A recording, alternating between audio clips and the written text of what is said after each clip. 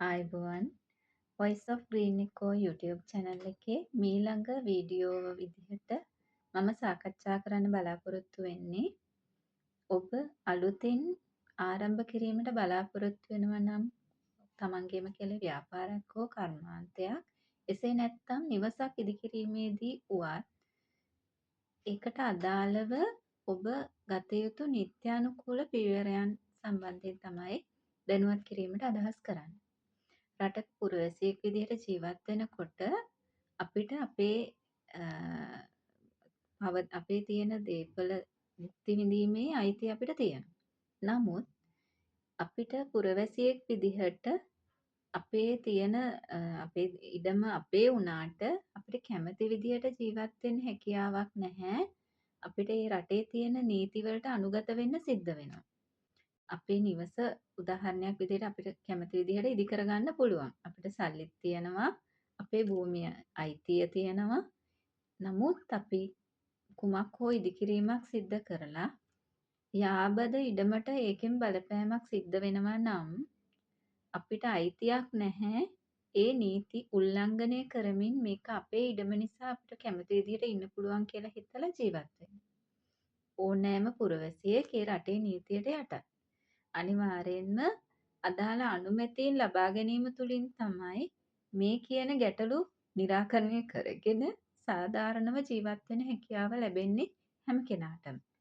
ඒ නිසා අපි නිවසක් ඉදිකිරීමට යනවා නම් ඒ ඉඩම අපේ වුණාට ඒකට මූලික වශයෙන් ලබාගත යුතු අනුමැතීන් කීපයක් තියෙනවා. විශේෂයෙන්ම ඒ අදාළ නිවස ඉදිකරන ඉඩම පිඹුරුපත ඉඩමට අදාළ පිඹුරුපත අදාළ පළාත් පාලන ආයතනයේ අනුමැතිය ලබාගත යුතුයි.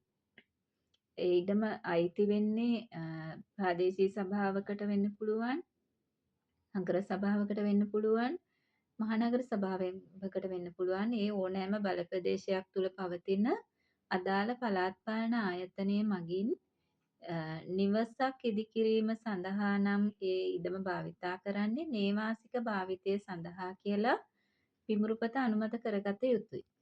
එයින් පසුව ඒ ඉදිකිරීමට අදාළ ගොඩනැගිලි සැලසුම්පත අදාළ පළාත් පාලන ආයතනය මගින් අනුමත කිරීම සිද්ධ කරනවා. ඔබ ඒ නිවස ඉදිකිරීම සඳහා ණය මුදලක් ලබා ගැනීමට අපේක්ෂා කරනවා නම් යම් බැංකුවකින් ඔබට සිද්ධ වෙනවා මෙන්න මේ අනුමැතීන් ඉදිරිපත් කරන්න අදාළ ණය පහසුකම ලබා ගැනීම සඳහා. ඒ වගේම තමයි නිවස ඉදි කරාට පස්සේ අපිට ලබා ගන්න වෙනවා අනුකූලතා සහතිකයක්.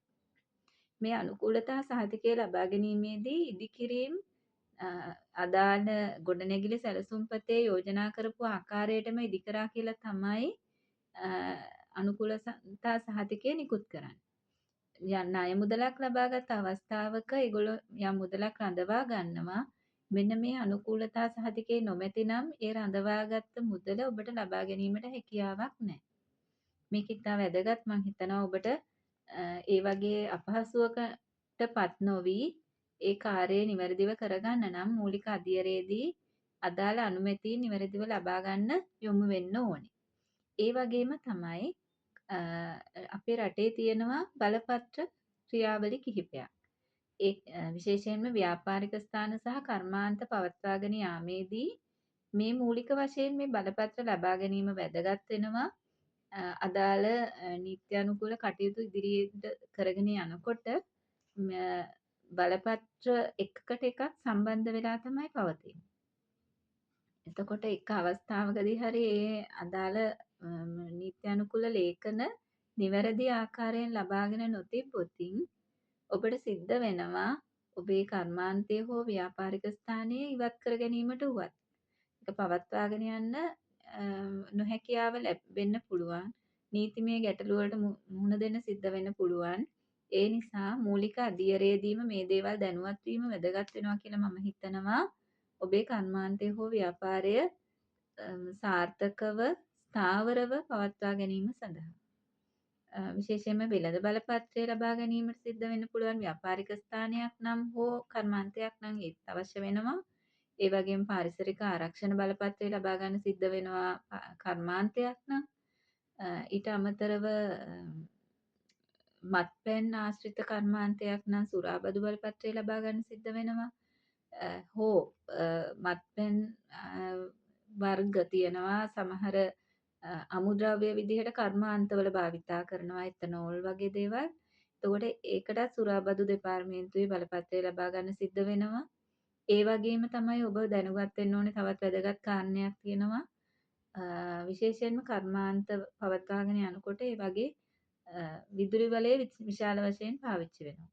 එතකොට ඒ විදුලි බලය වැඩි වශයෙන් ලබා ගන්නකොට ඔබට අධික මුදලක් වියදම් වෙනවා මාසිකව විදුලි බිල සඳහා. නමුත් ඔබේ කර්මාන්තය සඳහා පාරිසරික ආරක්ෂණ බලපත්‍රය පවතිනවා නම් විදුලි බිල ඒකට සහනදායී ක්‍රමවේදයක් තියෙනවා. යම් මුදලක් අඩුවෙන් ඔබට ගෙවන්න සිද්ධ වෙන ඔබ ළඟ ඒ අදාළ බලපත්‍රය පවතිනවා නම්. ඉතින් ඒක ලබා ගන්න නම් මුල් අදියරේදී ඔබ ස්ථානගත කිරීම සඳහා වන අනුමැතීන් නිවැරදිව ලබාගෙන තිබිය යුතුයි. එහෙම නැතුව මේ කියන බලපත්‍ර වෙළඳ බලපත්‍රය, පාරිසරික ආරක්ෂණ බලපත්‍රය, සුරාබදු බලපත්‍රය, විදුලි බල මණ්ඩලයෙන් ලබා දෙන පහසුකම්, ඒ වගේම තව ණය පහසුකම් තියෙනවා මූල්‍ය ආයතන වලින් ලබා දෙන ඒ වගේ අවස්ථාවලදී ඔබට සිද්ධ වෙනවා මේ මූලික අධියරේ අනුමැතිය නිවැරදිව ලබා ගන්න. එහෙම නොතිබුණොතින් ඔබට ඒ අදාළ පහසුකම් ලබා ගැනීම හෝ නිත්‍ය අනුකූල බලපත්‍ර ලබා ගැනීම ගැටලු සහගත වෙනවා. ඒ නිසා ඔබට මම යෝජනා කරනවා මගේ මේ වීඩියෝ එකෙන් මම මේ අවධානය යොමු කර යුතු කරුණු වල වැඩි තවදුරටත් කරුණු එකතු කරලා මම ඊළඟ වීඩියෝ එක මේ වීඩියෝ ඉදිරිපත් කරන්න මම අදහස් කරනවා. ඒ අදාළ ආයතන මොනවද කියලා ඔබ අනුමැතිය ලබා ගන්න යොමු විය යුතු. එක වීඩියෝ එකකින් මේ කරුණු සාකච්ඡා කිරීම දීර්ඝ වශයෙන් ඉදිරිපත් කිරීම තාක්ෂණික ගැටලු මතු කරන නිසා මීළඟ වීඩියෝයෙන් මම ඒක ඉදිරිපත් කරනවා. ඔබ මූලික අවස්ථාවේදීම යොමු විය යුතු ආයතන මොනවද කියලා අනුමැතිය ලබා ගැනීම සඳහා සහ ඉදිරියේදී ලබා ගන්න සිද්ධ වෙන බලපත්‍ර වලට අවශ්‍ය වෙන අනුමැතීන් මොනවද කියන එක. ඒ නිසා රැඳී සිටින කියලා ඉල්ලා සිටිනවා Voice of Green Echo YouTube channel එකත් එක්ක.